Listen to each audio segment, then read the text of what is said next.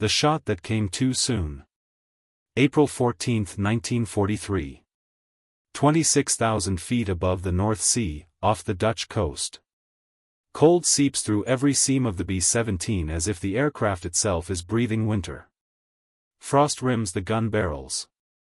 The engines pound in a steady, metallic rhythm that rattles teeth and bones. Oxygen masks hiss softly, each breath measured, controlled, necessary. Below, the sea is a dull sheet of gray steel. Above, the sky is a hard blue, empty and watchful.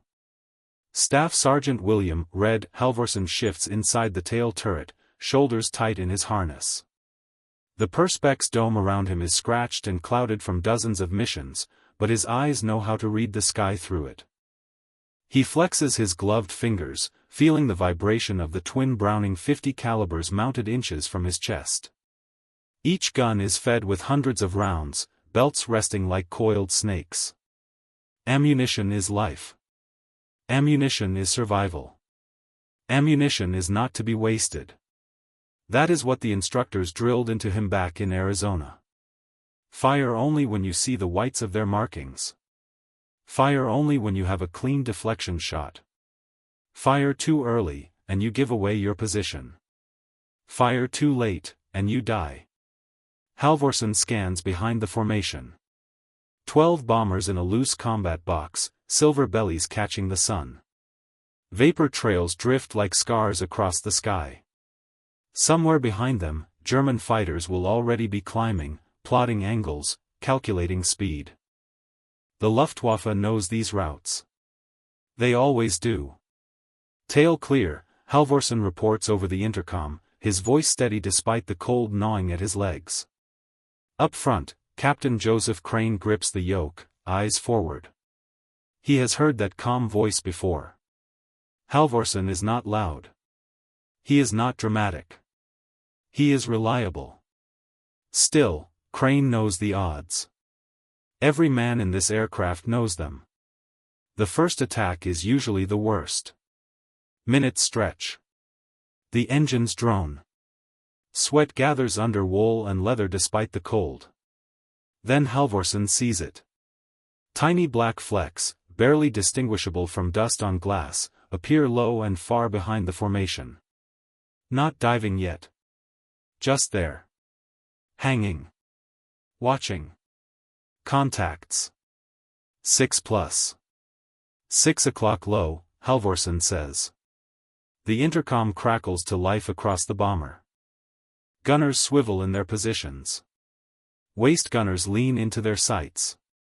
The top turret begins to rotate with a mechanical whine. The dots grow. Wings resolve. Long noses. Messerschmitt Bf-109s. Experienced pilots. They are not charging blindly. They are pacing the bombers, waiting for the perfect convergence. Waiting until every gunner is unsure. Waiting until fear tightens fingers and narrows vision. Halvorsen watches their spacing. Their altitude. The way they hold back, just outside what training says is effective range. He feels something shift in his gut. They are not planning a standard pass. They are synchronizing. Timing their dives so that each fighter crosses the cone of fire only for a heartbeat, long enough to shoot but not long enough to be tracked. It is clean. Efficient. Deadly.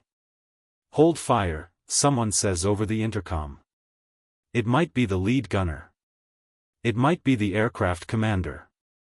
The order floats through the channel, heavy with authority. Halvorsen does not respond. The fighters dip slightly, noses angling down. Still too far. Still safe. Every instinct drilled into him screams to wait. Instead, Halvorsen squeezes the triggers.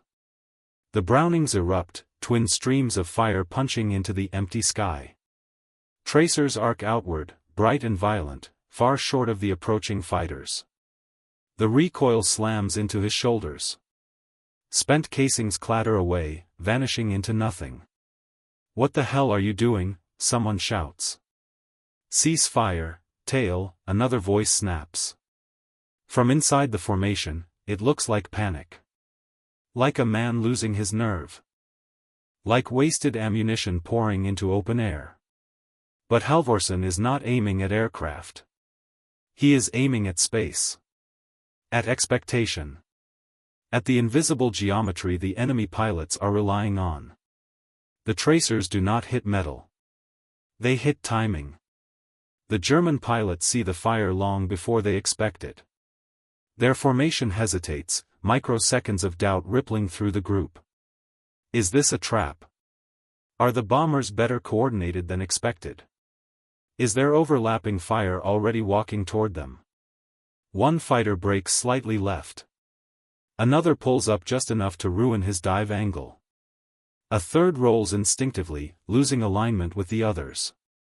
From the tail turret, Halvorsen keeps firing in short, controlled bursts, not tracking, not chasing, but shaping the sky into something hostile and unpredictable. The laughter he will hear later has not happened yet. Right now, inside the freezing slipstream at 26,000 feet, there is only noise, recoil, and a growing realization spreading through the enemy formation. This attack is no longer clean. And the bombers are no longer waiting. Breaking the enemy's clock. The Messerschmitts hesitate, and hesitation at this altitude is expensive. Halvorsen sees it through the curved glass, the way the lead fighter wobbles just enough to ruin his line. The German pilots had been counting on silence until the last possible second. Silence meant certainty. Silence meant clean math. Now the sky is alive far earlier than planned, stitched with bright tracer arcs that force decisions before the dive has even begun. Halvorsen releases the triggers, then fires again, measured bursts, not frantic, not sweeping. He is not trying to score. He is denying. Inside the bomber, voices overlap on the intercom. Orders collide with disbelief. Cease fire, tail gunner. You are firing out of range. Save your ammo. Halvorsen does not answer. He adjusts his seat by instinct, nudging the turret controls to keep the guns steady. He watches the fighters, not their fuselages, but the spaces between them. The gaps are widening. The German formation was built around precision timing. Each pilot had a slice of sky and a second to fire. The early tracers have turned that plan into guesswork. 1 Bf-109 commits anyway, pushing his nose down in a shallow dive. Halvorsen fires again, not at the aircraft, but ahead of it, forcing the pilot to choose between flying through fire or breaking off. The fighter twitches, rolls, and pulls out early. His guns never open. Now the waist gunners see it too. They are tracking movement that no longer makes sense. The top turret opens up, its guns hammering into the same disrupted airspace. The bombers, once passive, are suddenly loud and assertive. Captain Crane hears the change in tone through the aircraft. The difference between defensive fire and confident fire. He does not know exactly what Halvorsen is doing back there, but he knows the timing of the attack has shifted. Keep it tight, Crane orders. Hold formation. The Messerschmitts try to reset. They climb, regrouping above and behind, but the moment is gone. Fuel burns. Altitude bleeds. The window they wanted is closing. Halvorsen watches a second group move into position, this time higher, planning a diving pass that should put them through the bombers in seconds. Again, before doctrine says he should, he fires. Tracers climb upward, bright lines slicing into the space the fighters intend to occupy. From the German cockpits, the effect is jarring. Defensive fire is supposed to come late, desperate, reactionary. This fire is early, confident, already occupying the sky they want. It suggests coordination they did not expect. It suggests overlapping fields of fire they cannot clearly map. One pilot banks away sharply, another follows, unwilling to be the first to test whether the American gunner is bluffing. A third starts his dive, then aborts halfway through, pulling hard enough that condensation blooms around his wings. Still no return fire. Inside the B-17, the ammunition counter ticks down. Halvorsen is aware of it, but he is also aware of something else. Every second the fighters spend repositioning is a second they are not shooting. Every aborted run drains fuel and confidence.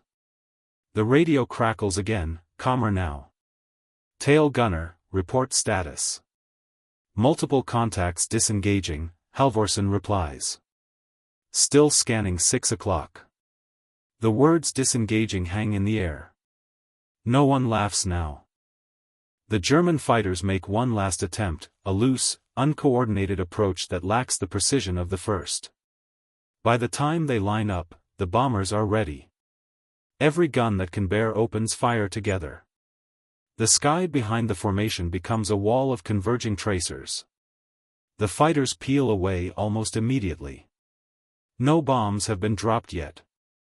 No one has been hit. But the enemy has lost the initiative, and they know it. Halvorsen eases off the triggers and keeps watching until the dots shrink and disappear into the distance. Only then does he feel the ache in his shoulders and the sting in his fingers from the cold. In the quiet that follows, the engines seem louder than before. Someone finally speaks, not accusing now, but cautious.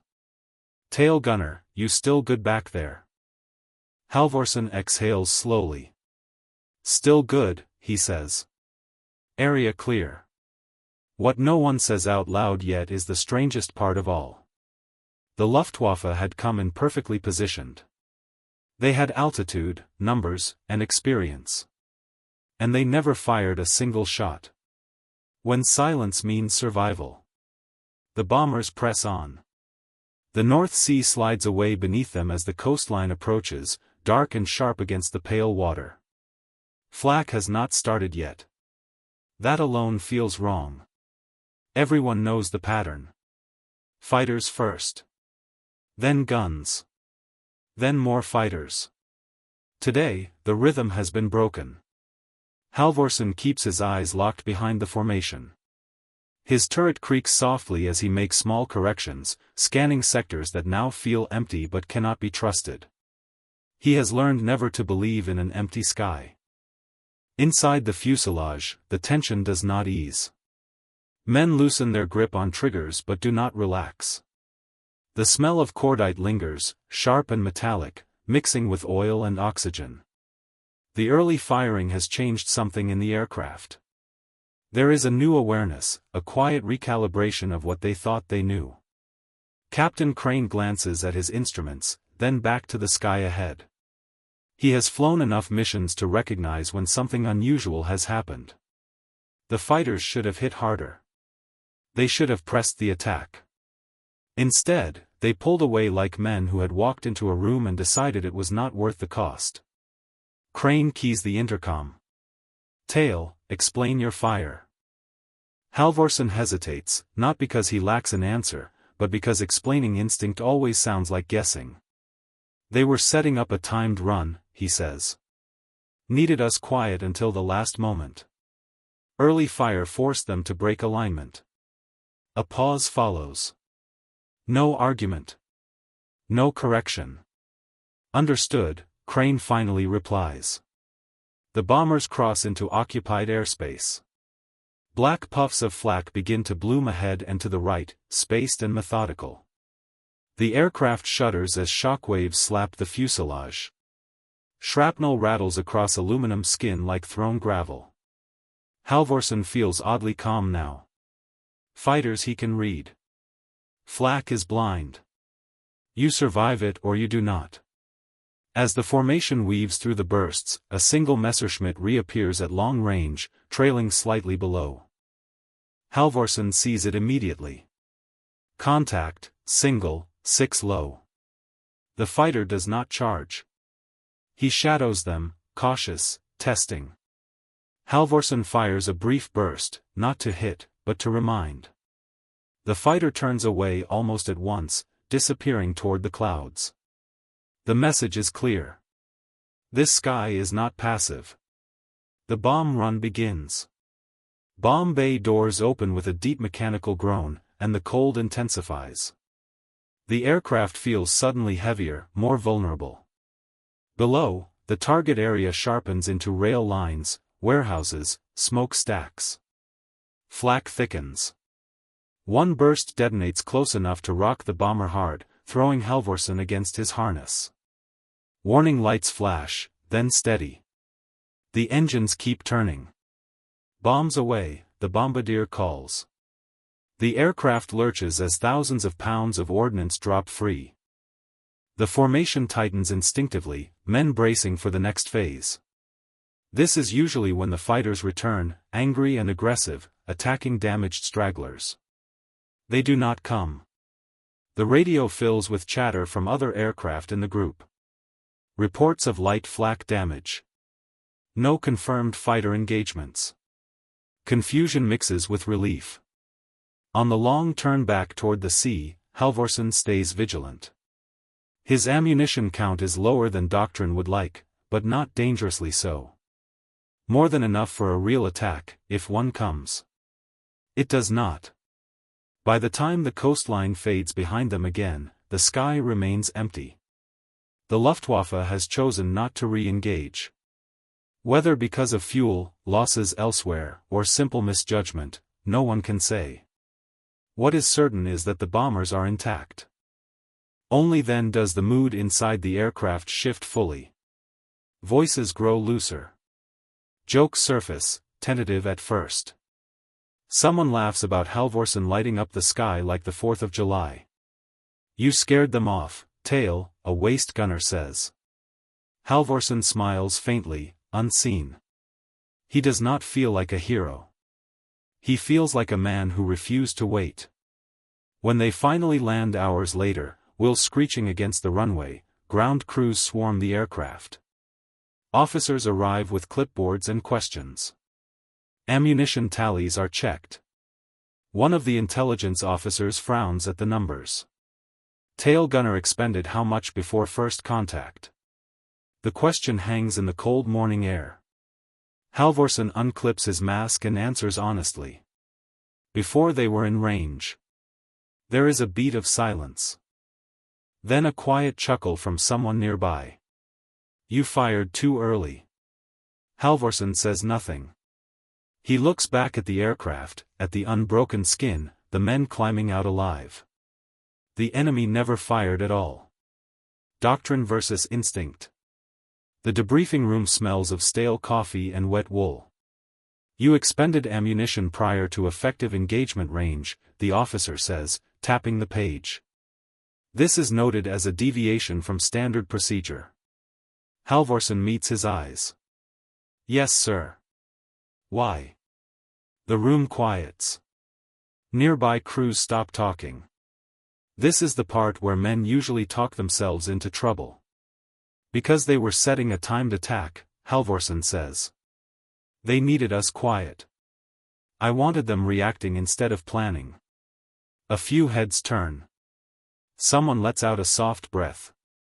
The officer studies him for a long moment. No aircraft lost in your element, he says. No damage from fighters. No enemy rounds fired. Correct, Halvorsen replies. Another officer, a major with flight wings worn smooth, leans back in his chair. You disrupted their approach, the major says slowly. Forced them to abandon firing solutions. That is my assessment, Halvorsen says. There is no praise. There is no reprimand. Just a note scribbled in the margin and a brief nod. Next crew. Outside, as the men file out into the pale daylight, the mood is different. What had looked like recklessness in the air now feels like something else entirely. The waist gunner claps Halvorsen on the shoulder. Guess too early worked out. Halvorsen shrugs. Could have gone the other way. But it did not. Word spreads fast on an airfield. By evening, gunners from other crews are asking questions. How far were they? What pattern did you fire? How long did they hesitate? Halvorsen answers carefully. He does not claim a trick or a rule. He talks about watching spacing. About denying timing. About making the enemy decide sooner than he wants to. The next mission comes 2 days later. Same altitude. Same cold. Same long wait over water. This time, when fighters appear in the distance, Halvorsen does not fire alone. Another tail gunner in the next aircraft opens up early as well. Then a top turret. Tracers lace the sky sooner than doctrine allows, reaching into empty air with intent. The German fighters break formation even faster than before. Inside the cockpit, Captain Crane feels it again. That subtle shift. The attackers are reacting, not shaping the fight. Over the intercom, a voice cracks with something close to excitement. They are turning away. Halvorsen keeps firing in short bursts, disciplined, deliberate. He is no longer the only one trusting instinct over pages in a manual. After the mission, no one laughs at early fire. Ammunition counts are still noted, but so are results. Fewer damaged bombers. Fewer frantic calls. More formations coming home intact. Doctrine does not change overnight. Official guidance remains the same on paper. But in the sky, something has already shifted. Gunners begin to understand that range is not just distance. It is expectation. And expectation can be attacked. The Luftwaffe adapts, as all professionals do. They try different angles. Higher dives. Faster passes. But the early fire follows them there too, reaching into their plans before those plans can harden. Halvorsen flies again and again, each mission a variation on the same lesson. Control the tempo, and you control survival. One afternoon, as the bombers return yet again without a single fighter round hitting home, Captain Crane keys the intercom. "Nice work back there, tail." Halvorsen allows himself a brief smile. He knows now what that first burst truly was. Not panic. A warning shot into the future the enemy expected. The sky learns his name. Late May, 1943. The missions blur together in memory, but the pattern does not. Altitude. Cold. Waiting. By now, Halvorsen no longer feels like an exception. Early fire has become an unspoken language among the gunners in his group. Not constant. Not wasteful. Just enough to claim the space before the enemy can. On one mission over Bremen, the fighters come in high and fast, a mixed group of Messerschmitts and Focke-Wulfs. Experienced pilots, aggressive, confident. They expect the Americans to hesitate. They do not.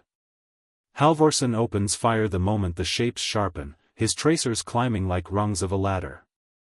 Other bombers follow.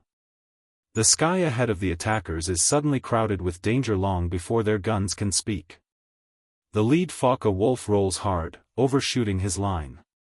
Another pulls vertical, stalling briefly before recovering. The coordination dissolves. From Halvorsen's turret, it looks like confusion spreading wingtip to wingtip. One fighter tries to push through anyway, slipping between tracer streams. Halvorsen adjusts and fires a tight burst. The rounds walk close enough that the pilot brakes instinctively, snapping away without firing. Again, the enemy leaves empty-handed. After landing, a crew chief mentions something odd. Intelligence reports suggest certain bomber groups are being avoided. German pilots are choosing other formations when possible, engaging where fire comes late, not early. No one writes Halvorsen's name on a board. No citation is issued. But among gunners, reputations travel faster than paperwork. On a rain-soaked morning before another mission, a young tail gunner approaches Halvorsen on the hardstand. "They say you shoot before they want you to," the kid says. Halvorsen nods. "They plan. We interrupt." The kid thinks about that as engines start and props blur into motion. Weeks pass. The losses in Halvorsen's group remain lower than average. Bombers still take flak. Engines still fail. Men are still lost. But the sky behind the formation feels different now. Less patient. Less forgiving. The Luftwaffe never stops trying. They just stop trying the same way. On one mission, a German fighter fires a single long burst from extreme range, a symbolic act more than an attack, then turns away. It is the first enemy fire Halvorsen sees in days. He does not return it. He watches the aircraft retreat, knowing the meaning of the moment. The enemy fired because he felt forced to. That night, in the quiet after debrief, Captain Crane sits beside Halvorsen on an ammo crate. "You know this will never be in a manual," Crane says. Halvorsen shrugs. "Does not need to be." Crane looks out at the darkened airfield, at rows of bombers resting like tired animals. "You changed how they think," Crane says. "That is rarer than shooting one down." Halvorsen does not answer. He is already thinking about the next flight. About spacing. About timing. About how silence can be more dangerous than noise. In the air, doctrine is written in pencil. And instinct sometimes writes in fire. The shot that stopped a war in seconds. July 2, 1943. High over the channel on the long flight home.